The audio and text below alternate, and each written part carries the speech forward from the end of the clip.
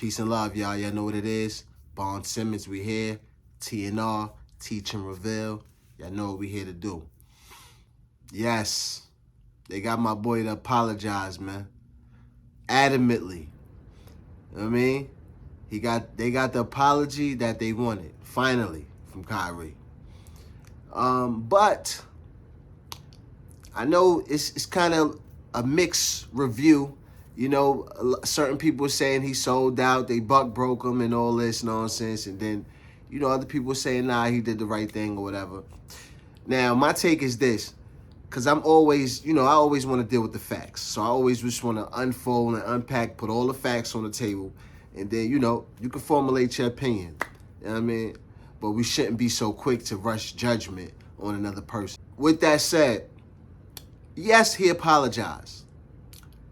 However, no buts. However, it was a good apology. Let me start off by saying that. It was a good apology. Well, I'll give it a B plus. A B plus. And I say where he held off because, you know, he didn't expound upon the point that, you know, African Americans were done dirty, you know, in this country by some people of the Jewish faith. But in all fairness, you know, can we say, and I'm not saying we can't, this is a question, can we say that Kyrie is the representative for our reparations or our acknowledgement by Jewish society? Should we put that, are we putting that weight on Kyrie? Or are we going to evenly distribute that weight and everybody has to do their part kind of thing?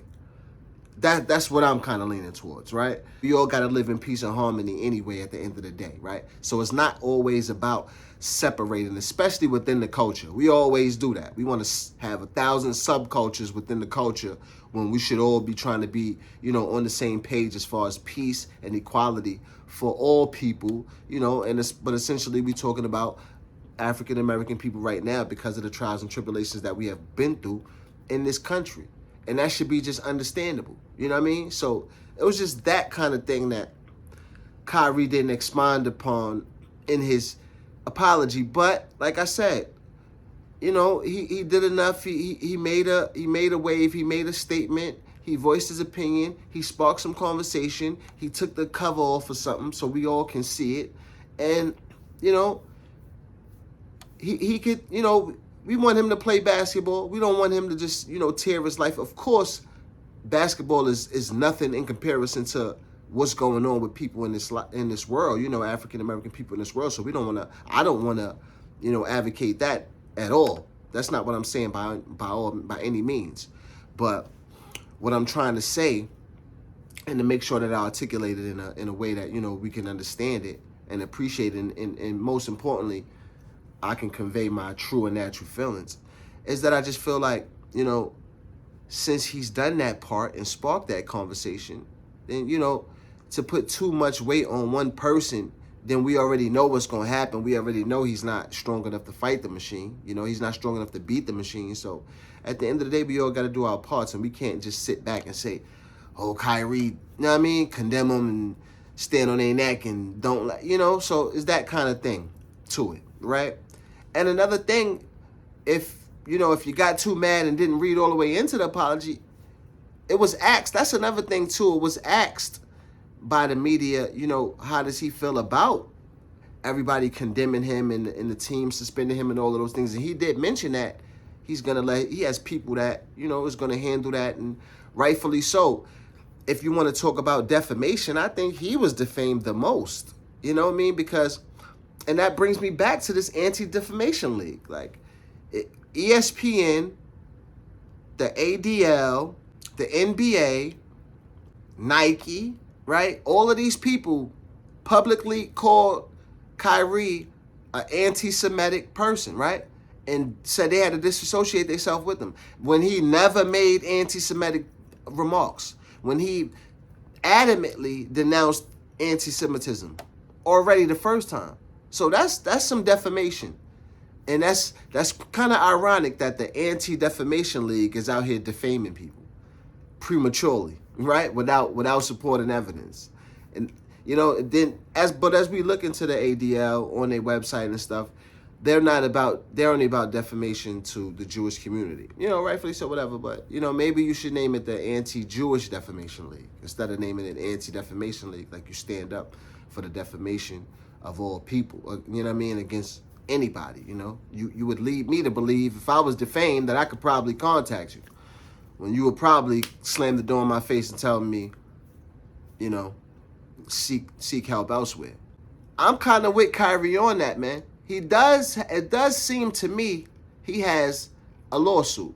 He has plausible grounds to file a lawsuit with all those three parties. Nike, we had the Nets, and ESPN, because of all of those hosts and everything that was on ESPN, so they pushed that on their publication. I'm sure if it was the other way around, somebody would, ESPN would be suing somebody or, shutting somebody like they did, like they pulled the plug and they said they was going to cost somebody else some money. So, why shouldn't they have to pay some money for defaming somebody?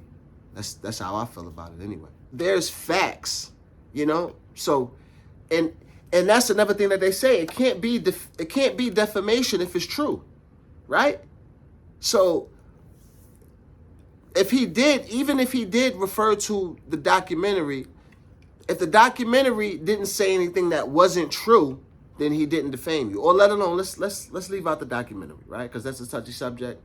It's not really for me, but I'll leave it out just for argument's sake, right? It's not defamation if it's true. So, being that there is some truth, we can look at. I came across some footage that I'm gonna share with a Jewish rabbi, I believe. He's Jewish. I'm not gonna say I don't know if he's a rabbi or not. He's a Jewish person, and he pretty much states the differences between Zionists and other religious Jews. But we have to think about this, right? In every religion that we know now, we have sections of that religion that take the beliefs to a whole nother extent and get violent and evil with it, right? The same thing with Christian. We got Christians that will, bomb places and do stuff like that, buildings or whatever that they feel is against their religious views. Muslims, we already seen, destruction that some Muslims can do, with those groups that I won't even name in this video. But, it's plenty of groups like that. So when it comes to the Jewish community, we got to understand that we have these, what they call Zionist Jews who live by very, discreet codes and overt codes that are against, dark-skinned people in general, who, and this is written in religious texts that's, the Jews have a Talmud. I'll just quickly touch on one, but you can research this Talmud. I'll leave some links in the video to some descriptions of things that I'm talking about. But they have this Talmud. It's like a Jewish, it's almost like their Torah, but it's not. The Torah is like the first 5 books of the Hebrew Bible, right? So the Talmud is another religious text that Jewish culture follows, right? They hold this in high regards, just as high as some higher than the Torah, right? This is what they live by. This is the book of Jewish culture and law, right? To how to abide and how to live by, right? This is what they go by. And it's basically a book of rabbis from thousands of years ago have written interpretations of the Bible. And it has, went on to they have 2 parts to it, and it's coming to make this Talmud, right? This is loosely, but you can look into it. This is basically what it is. And basically, again, further, it states that, African is unpleasant, dirty, unworthy of marriage, worthy of death, unworthy of humanity, and, things like that. So it's just countless things, amongst other perverse things that I won't even get into here about, that's like pedophilia and a bunch of things that's wrong on so many different levels. But it's their interpretation of what God said that they could do, and that, so that's things like this have to be acknowledged and brought to the forefront. You know what I mean? So that's all I'm saying about that. But like I said, that's not Kyrie's responsibility alone. It's all of our responsibilities. And since this conversation was started, then let's finish it. Let's keep it going, right? And part of keeping that going, right, we have to know how to break things down, right? Now, I have a couple, I guess, tactics that I use when I want to decipher some information, when I want to extract information from something, right? When I want to get to the least common denominator, the facts of something, right? You have to break it down. And I'll share with you in hopes that maybe, it can help you lead you to some truth and information when you're studying. I always base things in time and place, right? Even before studying the Bible, because I've studied the Bible um, under a chief priest as an apprentice priest, and I fully, I fully went through the process. I just didn't go through with the consecration process after the lessons and the testing and stuff like that.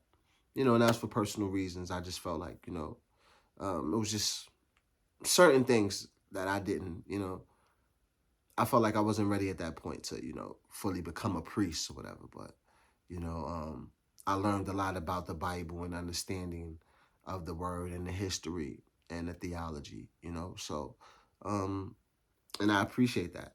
But coming to that journey, I had to place, I like to place things, right? Time and the place. So for me, with the Bible, had the time and place, I had to base it. When was the Bible written, right? Why was it written? Who wrote it? What was the temperature of the world, right? What was going on in the world that felt like this had to be written, right? As we come to understand, as I study too, I'm in college right now too. But as I study humanities, I understand cultural works, right? And how people are influenced, right? Artists and people in general are influenced by their culture and produce, express themselves through works.